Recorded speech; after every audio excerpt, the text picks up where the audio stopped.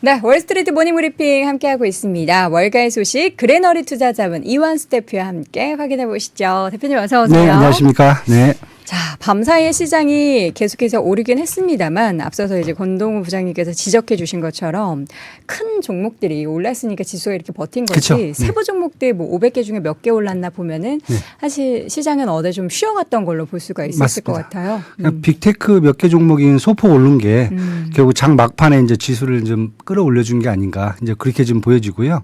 한번 뭐 지표 한번 볼까요? 네. 저희가 지표 한번 보시면은 어제 지표 보시면 이제 주식시장에서는 사실 미국에 투자하신 분들이 한국 투자하신 분들에 대해서 되게 부러움을 좀 많이 느끼는 그런 장이었어요. 아, 근데 그동안 네. 우리 한국장 많이 빠졌잖아요. 그렇죠. 많이 빠졌죠.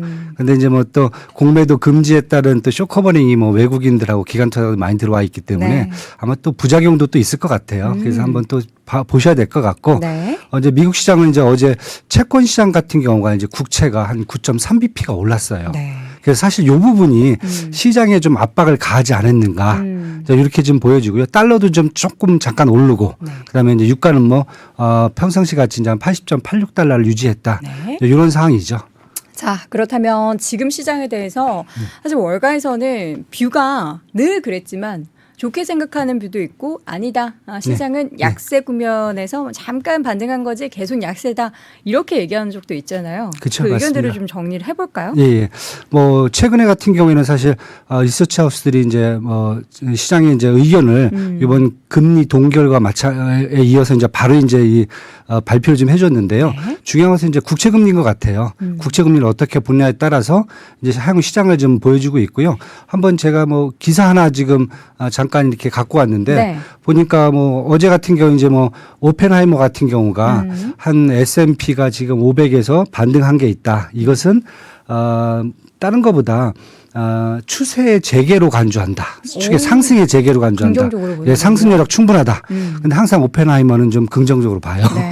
그다음에 항상 부정적으로 보는 이제 모건 스탠리. 모건 스탠리 같은 경우는 역시나 부정적입니다. 네. 지금 뭐 약한 수익 전망, 그다음에 거시 데이터를 봤을 경우에 네. 지속적인 상승세의 시작이라고 보기에는 아직 힘들다. 지금은 약세장 랠리다. 네. 이렇게 지금 얘기를 해주고 있고요. 그다음에 이제 JP 모건 항상 왔다 갔다 하거든요. 왔다 갔다 하는데 이번에 채권 수익률이 아직도 4분기에 더 정점에 다다라야 된다. 여기는 이제 채권 수익률이 이제 금리를 동결했지만은 기준금리를 동결했지만은 아직도 인플레이션 이런 것을 감안한다면 좀 더 높게 봐야 된다. 그렇게 하면서 만약에 현재 같은 높은 금리가 장기적으로 유지가 된다면은 아마 연말에는 주식은 매력이 없는 상황이 될 거다. 여기서 조금 약간 이제 부정적으로 봤고요. 이제 UBS 같은 경우가 이제 좀 약간 좀 또 다른 얘기를 하는데 네. 이제 시장은 당분간 이 변동성 범위 현재 이 변동성 범위를 벗어나지는 못할 것이다. 하지만 완만한 상승 여력은 보인다. 그리고 신흥 시장 주식을 포함해서 올해 실적 대비 저평가된 지역을 자기들은 선호한다. 이렇게 얘기를 하면서 지금 시장도 각각 또 이제 제각기 시장 전망을 하고 있어요. 그래서 어떻게 보면 저희들이 이제 투자가분들이 생각하듯이 이번이 완전한 이제 추세의 전환이다. 이렇게 생각하기는 좀 부족함이 아직 있지 않나. 이렇게 좀 보여집니다. 어디로 그럼 따라가야 되는 거예요? 이제 좋은 데로 가야죠. 우리는 시장을 어쨌든 부정적인 뷰도 있긴 하지만 긍정의 힘을 믿으며. 그렇죠. 그래서 따라가야 UBS가 되나요? 항상 얘기하듯이 항상이 아니죠. 뭐 어제 뭐 얘기했듯이 네. 좀 더 저평가된 종목들 그쪽 분야를 좀 봐야 되지 않겠느냐. 예. 평가된 종목? 예. 그럼 빅세븐 보지 말라는 건가요? 아니죠. 빅세븐은 이제 성장성을 보는 거죠. 성장성을 보는 거고요. 네. 그다음에 저평가된 데는 이제 배당까지 감안한다면은 뭐 금융주라든지 네. 지금이요. 그다음에 이제 에너지주라든지 이렇게 이제 방어주 쪽을 좀 필수 소비재 이런 쪽 이제 방어주 쪽을 좀 보셔야 될 것 같아요. 지금 네. 분위기는요. 네. 자, 그렇다면 과연 실적이 약한지 지금까지 S&P 500 기업들 가운데 한 400개 정도가 발표가 그렇죠. 됐잖아요. 거의 한 80% 이상이 발표가 됐죠. 실적 추이 좀 어땠습니까? 한번 요 기사가 이제 어제 잠깐 나오는데 제목부터가 심상치가 않아요. 어닝 스테이크 backstage as Fed steals the show. 그러니까 페드가 금리를 동결하면서 그동안 S&P 3분기 실적을 잘 보여줬던 것을 그냥 다 페드가 덮어버렸다. 뭐 이런 식으로 지금 얘기를 하고 있거든요. 네. 근데 지금 보시면 한 82%의 이제 그 S&P 500 기업들이 지금 실적을 발표를 했어요. 발표를 했는데 그 중에서 한 82%가 파지티브한 EPS 서프라이즈를 이제 보여줬고요. 62%는 그다음에 파지티브한 어떤 긍정적인 레베뉴 그러니까 매출에서 서프라이즈를 보여줬다 이렇게 얘기를 하고 있어요. 그래서 전반적으로 3Q는 한 7% 내외 요 정도의 컨센서스보다 좀 높게 나왔다 이렇게 얘기를 하는데 2분기 때는 거의 8%가 좀 넘었거든요. 조금 줄어들었네요. 예, 그렇죠. 컨센서스보다 조금 좀 떨어지는 그런 상황이었어요. 근데 컨센서스가 좀 낮았던 낮았었죠. 것도 있는데 그거에 비해서 어쨌든 그렇죠. 그 상회 비율이 7%라는 거는 전반적으로 실적이 좀 약화된 건 맞긴 하네요. 그렇죠. 네. 그래서 그렇다고 보면 이제 그럼 4분기는 어떻겠느냐 네. 이렇게 얘기했을 때 4분기 같은 경우는 지금 48개 회사가 이제 부정적인 EPS 가이던스를 냈다. 네. 그리고 27개 회사는 이제 그 긍정적인 EPS 가이던스를 냈다. 이렇게 봤을 경우에 시장의 어떤 시장 전망 조정치는 4분기에도 더 하향 조정될 수 있다. 이렇게 지금 보여지는 거죠. 그래서 앞에서 지금 리서치 하우스들이 조금 더 시장을 대부분 보면 좀 4분기로 갈수록 연말로 갈수록 약간 부정적인 측면이 좀 약간 보여지거든요. 그래서 그것을 이러한 이제 실적 전망치가 대변하고 있지 않느냐. 이렇게 좀 보셔야 될 것 같아요. 그래서 저희가 좀 생각해서 좀 기대감이 갖는 것하고는 약간 리서치 하우스들은 조금 이제 좀 캄다운 시키는 이제 그런 분위기라 보시면 될 것 같아요. 네. 네. 자, 이제 종목별 이슈 가운데 버크셔 해서웨이가 이제 주말에 실적 발표를 했고요. 항상 우리는 그 버크셔 해서웨이가 현금을 얼마나 가지고 있는지 어떤 부분에서 실적을 가장 많이 끌어올렸는지 또 종목별로 뭐가 그렇게 효자 역할을 했는지를 보잖아요. 그쵸, 관련해서 좀 확인을 해볼까요? 네네.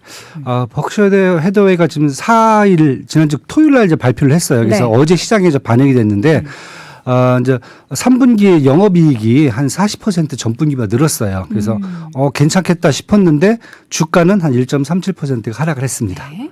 그래서 한번 차트를 여기 보시면은 그래도 이제 긍정적으로 이제 보는 측면은 뭐냐면은 3분기 때 여기 이제 3분기 2분기 말자로 해서 이제 탑 10 종목이거든요. 근데 애플이 거의 전체의 50%예요. 엄청 많아요. 그래서 투자 비중에 그렇죠. 비해서 네. 항상 이제 저희가 그런 얘기를 합니다.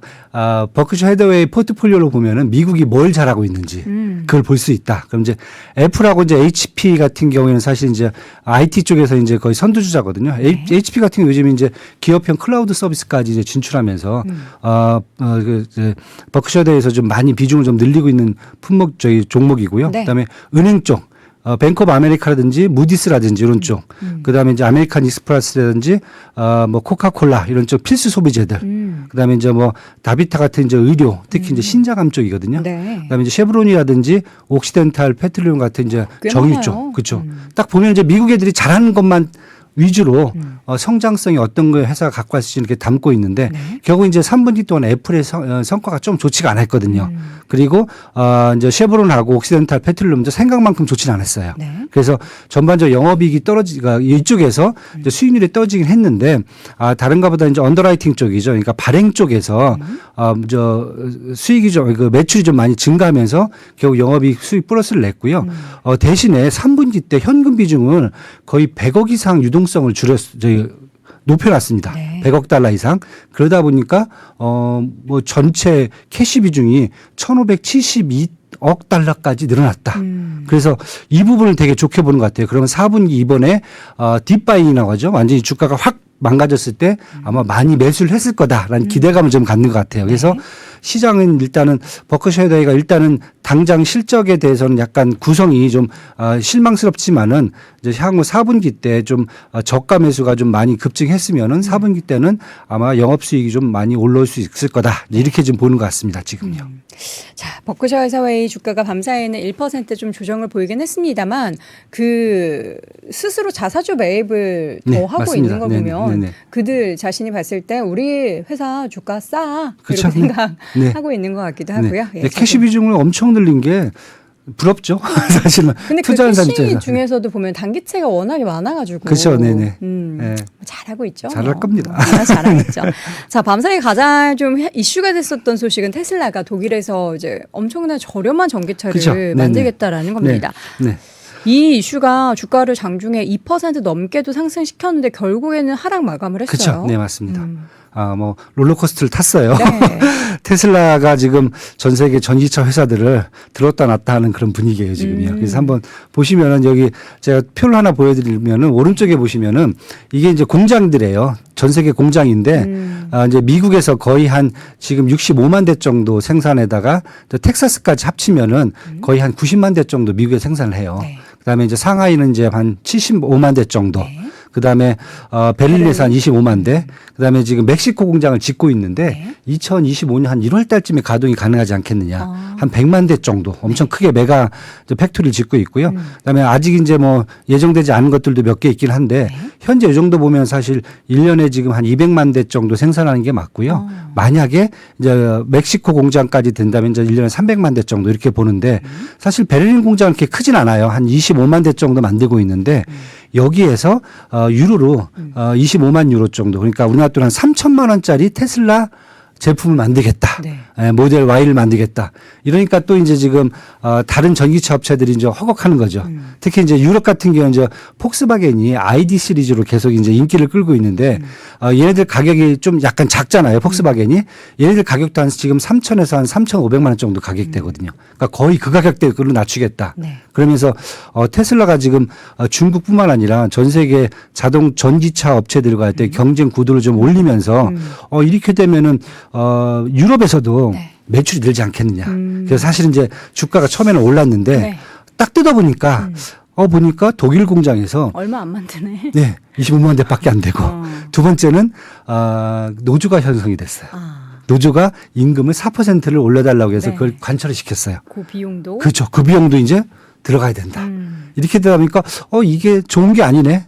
그다음에 만약에 독일에서 노조가 만들어지면은 미국서도 노조가 만들어질 수가 있겠네. 이런 이제 우려감들이 갑자기 또 이제 시장이 쫙 퍼진 거죠. 그래서 테슬라도 결국 마지막에 이제 하락으로 전환이 돼 버리고요. 그다음에 이제 리비안이라든지 아니면 이제 루시드, 니콜라까지 다 하락하는 이제 그런 모습을 보였습니다. 그래서 이렇게 되면은 테슬라 같은 경우에 당분간은 실적에서 조금 기대를 하기는 한 4분기도 조금 쉽진 않겠다. 예, 영업이익이라든지 영업이익이 지난번 이제 3분기 때 거의 한 8%까지 떨어졌어요. 매출액 대비에. 전에는 한 15% 이상을 냈었는데 근데 그게 조금 더 떨어지지 않겠느냐. 이제 이런 이제 상황이 지금 보여지는 것 같아요. 네. 자, 앞서서 25만 유로라고 하셔가지고 깜짝 놀랐습니다. 네. 2만 5천 유로. 2만 25만 유로는 3억 넘는 고가 전기차인데 예, 2만 5천 유로로 다시 한번 워낙 설명드리고요. 싸갖고 갑자기. 자, 이번 오늘 시장에 대해서 주요 체크 포인트 정리를 해주셨는데 간단하게 볼까요? 네, 오늘 사실 뭐 미국 일정은 이제 딱히 이제 없고요. 이제 네. 9월 무역 수지하고 소비자 신용 지수 이런 걸 좀 보셔야 될 것 같고요. 네. 대신에 이제 미국 국채 수익률 지금 오늘 이제 새벽에 끝낸 시장도 마찬가지로 네. 약간 이제 올랐어요. 사실 오른 이유가 딴 게 아니라 다른 이유는 없었어요. 이제 연준 이제 리코 기사도 이제 뭐 이 정도면 괜찮다라고 할 정도로 얘기를 했는데 리사 쿡 기사 같은 경우에도 네. 그런데 이제 차익 실현 매물이 좀 많이 나왔어요. 한 5% 갔다가 한 4.5%까지 떨어지니까 한 50bp 떨어졌잖아요. 네. 그래서 장기물 같은 경우에는 거의 10% 정도 비과세 수익이 나버렸거든요. 그래서 그거에 대한 차익 실현 매물이 있어갖고 아마 4% 초반까지 시장은 좀 기대를 하고 있거든요. 그래서 오늘 한번 좀 지켜봐야 될 것 같아요. 네. 그리고 뭐 주요국 다른 나라 보면 이제 뭐 중국 같은 경우가 이제 10월 수출 지표 발표되는 거 한번 보시면은 중국 시장 이제 향후 이제 전망치를 좀 볼 수 있을 것 같고요.